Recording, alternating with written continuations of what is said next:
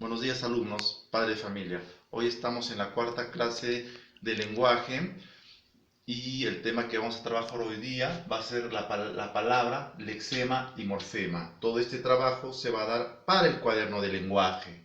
Así es que vamos a empezar con el concepto de lo que es palabra. La palabra es la unidad mínima del significado del idioma que se da a través de las oraciones porque cada palabra tiene un significado.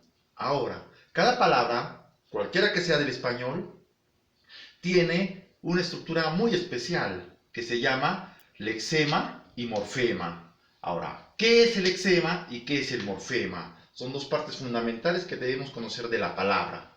El lexema, que también se le conoce como raíz, es la parte donde la palabra tiene una estructura única en la cual las letras que la conforman no cambian de estructura ni va a variar en su escritura.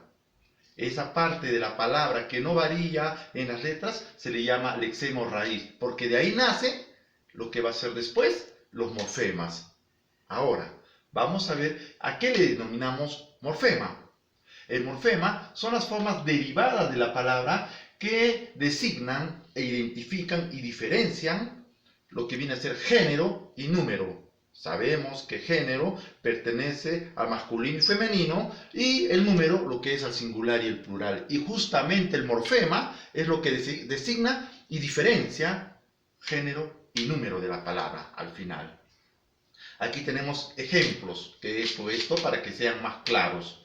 Por ejemplo, en el caso de la palabra carpetas, la estructura de la palabra cuya escritura no cambia en nada, esta está carpet, porque la palabra no varía.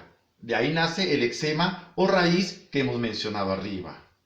Y cuando hablamos de as, que vienen a derivar en carpetita, carpetota, carpetaza, según como quieran decirlo, esa variación que vemos aquí, que identifica singular, plural, femenino, masculino, viene a ser el morfema.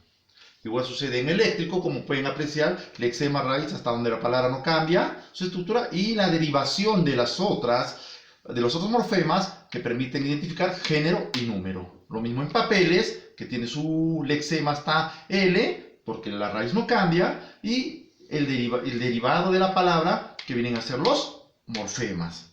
Hasta ahí, la primera parte del tema.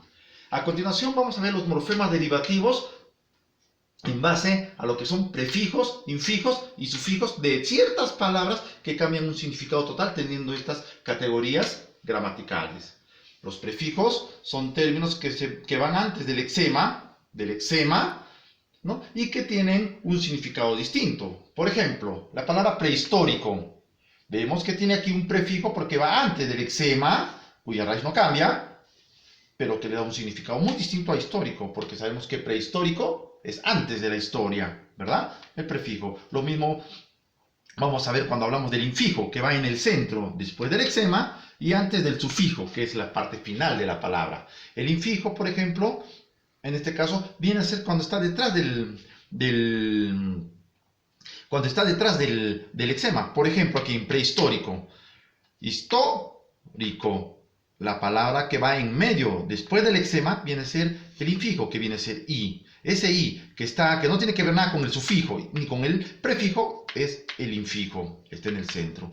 Ahora, en el caso del sufijo, que es la parte final de la palabra, que viene después del lexema, y ya habíamos visto que es el lexema.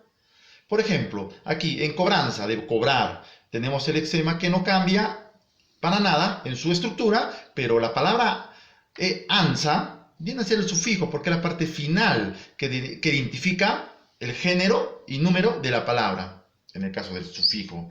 Y otro sufijo aquí, por ejemplo, en lucecita, de la palabra luz.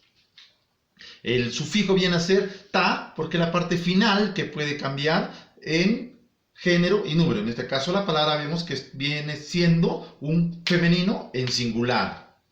Bien, hasta esta parte final comenzamos con lo que es la clase en video de lenguaje.